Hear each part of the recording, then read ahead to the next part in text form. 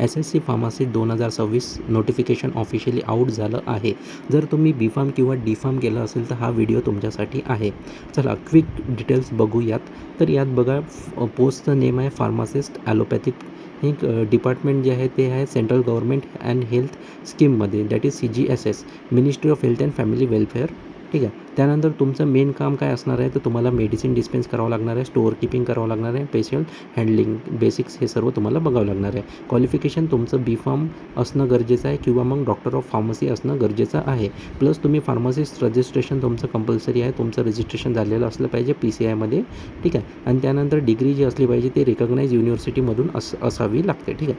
त्यानंतर एज लिमिटसाठी आपण बघू तर एज लिमिट तुमचं 18 ते 27 वर्ष एवढं एज लिमिट दिलेलं आहे.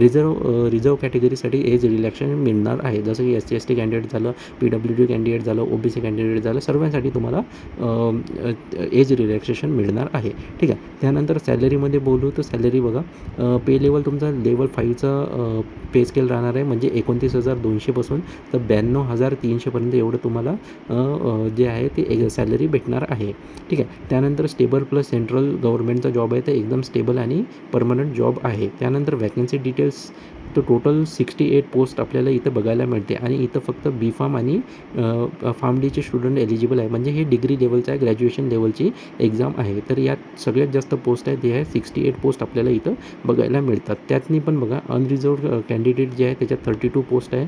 त्यानंतर SC कॅटेगरीसाठी 15 पोस्ट आहे, ST कॅटेगरीसाठी 2 पोस्ट आहे, OBC कॅटेगरीसाठी 9 पोस्ट आहे आणि EWS कॅटेगरी असाल तर तुम्हाला 10 पोस्ट आहे, म्हणजे टोटल 68 पोस्ट आपल्याला इथं पाहायला भेटते. म्हणजे कॉम्पिटिशन पण आहे, पण चान्स पण स्ट्रॉंग आहे. ठीक आहे. त्यानंतर इम्पॉर्टंट डेट्स तर इथे जर तुम्हाला अप्लाय करायचं असेल तर 4 मे 2026 ही तुमची लास्ट डेट राहणार आहे अप्लाय करण्यासाठी आणि फॉर्म सुरू झालेले आहेत.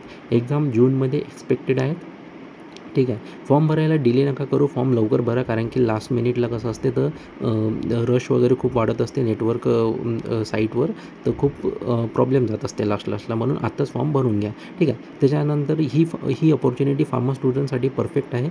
गव्हर्नमेंट सेक्टर जर तुम्हाला गव्हर्नमेंट सेक्टरमध्ये एंट्री पाहिजे असेल तर हा बेस्ट चान्स आहे. प्रिपरेशन तुम्ही आत्ता सुरू करू शकता. ठीक आहे. त्यानंतर असा फार्मा जॉब अपडेट पाहिजे असेल तर फार्मा एक्झाम सर्कलला फॉलो करा, व्हिडिओ शेअर करा तुमच्या फ्रेंडसोबत.